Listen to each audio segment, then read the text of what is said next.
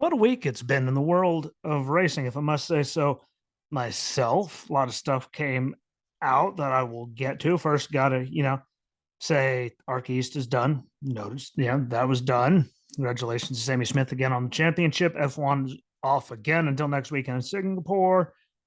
Camping World Truck Series is off until October 1st for the Talladega 250 at the Talladega Super Speedway. The ARCA Menards is off until October 1st for the Hers Snacks 200 at Salem Speedway. The ARCA West Series is off until October 1st for the Napa Auto Care 150 at All American Speedway in Roseville, California. And we officially have a new round in the playoffs for the Cup Series, and it's the first round for the Xfinity Series. So there is, a lot going on with all of that. And I'm really looking forward just to see the chaos that happens at Talladega when we get there. But when we get there, I will talk about it. We'll say American Flat Track, Cedar Lake Short Track at Cedar Lake Speedway in New Richmond, Wisconsin is this weekend, and their season is winding down. So, find it if you haven't yet and watch it, because I think they put on really good races. Even if you only get to see, 1-2 races out of everything they do there, they're still really good races most of the time. And I know I'd never be able to do it. So make sure you check that out if you can. What's it going to hurt to give it a few seconds? Nothing. That's what it's going to do. So check it out. NHRA is at the Betway Carolina Nationals at the ZMax Dragway. It says it's in Charlotte, North Carolina. It's at the Charlotte Motor Speedway. Like, anyone that's been there, say 300-400 yards down the road from it, you can see it from Speedway. That's in Concord, North Carolina. No offense to Charlotte.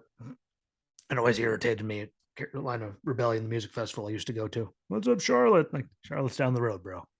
Get your geography straight. Maybe that's the Marine in me coming out. But always exciting racing there. 4-way drag strip, 4-lane. I would like to actually go there one time if I can. But I'd rather go see the dirt track too. Like, figure it out when they have something going on there. But that is all happening this weekend here. And now we get to the stuff that's really, the big important stuff, the big meatball of the weekend, which is NASCAR Xfinity and Cup Series. Start with the Xfinity Series, Andy's Frozen Custard 300 at the Texas Motor Speedway, which is at 3:30 on Saturday on USA. If you have USA, watch it. If you have USA and you have something to do, set your DVR if you have one. Most people do. Most services give it to you. And I think that'll be the better race of the weekend. No offense to the Cup Series or any of that, but I mean, if you watch the All-Star race, you understand my thoughts. But the Xfinity Series already had a race there this year. Tyler Reddick won, William Byron was second, Sam Mayer third, Justin Allgaier fourth, Austin Hill fifth, Ryan Truex sixth. Good to see him up there in sixth, getting running decent equipment. Barry seventh, Riley Herbst eighth, AJ Allmendinger ninth, Landon Castle 10th, Ty Gibbs was 12th, and Noah was all the way back in 36th. And the run he's on right now, 3 straight, he has the points where he can, afford it. Just all the bonus points there. But I just think that the junior guys are just too good right now, personally. If you have a problem with that, please comment wherever it is. I just don't think that anyone's going to, there's very few people I think that are actually going to be really competitive when it comes to the championship, because I just think there's teams that are just way too strong right now. But entry list has a lot of people in it this weekend as well. Parker Retzlaff is in the O2 this weekend. We saw him run a few races earlier this year. Really talented, really young kid. So I'm excited to see what he could do there. Matt Mills is in the 5, Brennan Poole in the 6, Akinori Ogata in the 13, John Hart Nemechek's in the 18, Jeffrey Earnhardt's in the 26 again, Nicholas Sanchez is in the 48, and Brandon Brown is driving his own, team's car again in the 68. I said it's the first round of the playoffs for them. They finally started again. I understand that they can't start at the same time because there's so many differences in amounts of races in the schedule, but at least this round starts the same time as the Cup guys, round of 12. So it does make sense, no matter how much I don't like it. But right now the points are sitting. Noah Gragson, I mean, he's up 46 points to start out this round. And Ty Gibbs is up 33. Justin Allgaier is up 28. Regular season champion AJ Allmendinger only up 27. Josh Berry's up 17. Austin Hill's in 6th at plus 11. Brandon Jones 7th at plus 5. And Jeremy Clements is at eighth, +0, tied with Sam Mayer. He has the tiebreaker because of the win in Daytona that they did put back on there. Last season champion Daniel Hemrick is 10th at -2. Riley Herbst is 11th at -3. And Ryan Sieg is 12th at -4. Now, if we go over the results that I just did from earlier in this year, Reddick isn't there. Byron isn't there. Ryan Truex isn't there. So that does make a big difference in a lot of things. And personally, I see Herbst making it over someone like Jeremy Clements. No offense to him. It's just one of those things, but the field is just so stacked. I don't know how, I know Ryan Sieg, no offense, he's not going to make it. I'm not trying to be that guy. I just know that he has just too much around him right now, points wise, to get in there around some of these guys. And I expect it to be the normal, Ty Gibbs up there to see Junior Motorsports guys. I mean, look at this. He had 3rd, 4th, 7th, and then Noah had problems. It was back in 36. Otherwise, they had 3 guys in the top 7. And they've been on fire. They've won a lot of stages, a lot of races. Noah's on 3 straight. And I don't see it slowing down this weekend. I think it's going to be the race of the weekend. And I don't think it's going to be like the Cup Series where we see 3 non-playoff drivers get wins in that round. I don't think that's happening. I think it's going to be straight Junior Motorsports, Ty Gibbs, all of those guys. And that's no offense to the rest of the field. I just think they're running way too good right now for anyone that isn't in the playoffs to beat them. Like, they're just on fire, especially Noah. He's up there. Ty Gibbs is always good. Allgaier's been looking great. And, that's just, I don't think they're going to get them. And I think the Junior Motorsports guys have been too consistent to have anyone knock them out. They really haven't done anything to, prove that. I mean, they don't have any real, mechanical issues that they have to worry about. There's a lot that they don't, have to worry about that we've seen other teams deal with. So I don't see anyone beating them. Again, comment and tell me what you think. If you think someone can that's not in the playoffs, I just don't see a non-playoff driver winning in the Xfinity Series. I just think that there's too many people in that bundle right there on top that you're just not going to be able to beat them. But I think, again, this one's going to come down to Junior Motorsports as you take the 2 Cup guys out of there. If they weren't there, Reddick and Byron, it would have been Mayer first, Allgaier second, and then Josh Berry in 5th. So it would have been 3 of the top 5. You take the Cup guys out. That beat them. And I just don't see that changing. So we'll see what happens. I could be wrong. I don't think I'm going to be wrong. Comment and tell me who you think is going to win, or if you think I'm wrong. Even though I don't think anyone can tell me that I am on that one. It's going to be good, though. I think it's going to be way better than the Cup Series race, just because I just don't have faith in them actually doing anything to make anything better since the All-Star race, because that thing absolutely sucked. So, and then the caution at the end that they didn't need to throw because he's 3 feet in front of the line. But hey, well, they'll throw a caution for that. Saying there's rain on Daytona, no.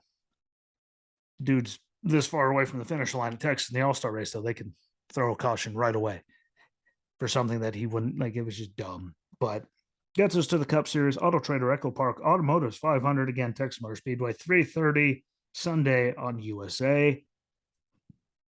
Not even mentioning the All-Star race because it hurt my head.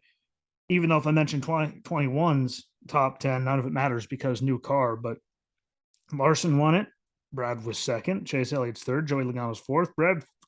Ryan Blaney, Brad again. There we go. Ryan Blaney, 5th. Alex Bowman, 6th. Byron, 7th. Almirola, 8th. Kyle Busch, 9th. Kurt Busch, 10th. And I don't know, Brad, I don't think is going to be there, but everyone else is pretty much, Kurt Busch obviously isn't there. But everyone else has been, pretty damn consistent with it. And I don't think that's going to stop. I really don't. Honestly, I don't think. I mean, there's going to be other guys. Bubba will be up there. Eric Jones will be up there. There'll be a lot of guys that'll be up there that weren't up there before. We just had, 3 non-playoff guys win. I just don't know if we're going to sustain that this time, but I don't know. I have no faith in the track. Again, the All-Star race sucked, but right now going into this round, Chase Elliott, up top, 31 to the good. And second place is Joey Logano, only 16 to the good. Ross Chastain's third with 11. Kyle Larson's fourth at 10. William Byron's fifth at +6. Denny Hamlin, Christopher Bell, Ryan Blaney, 6th, 7th, and 8th, all tied at +4.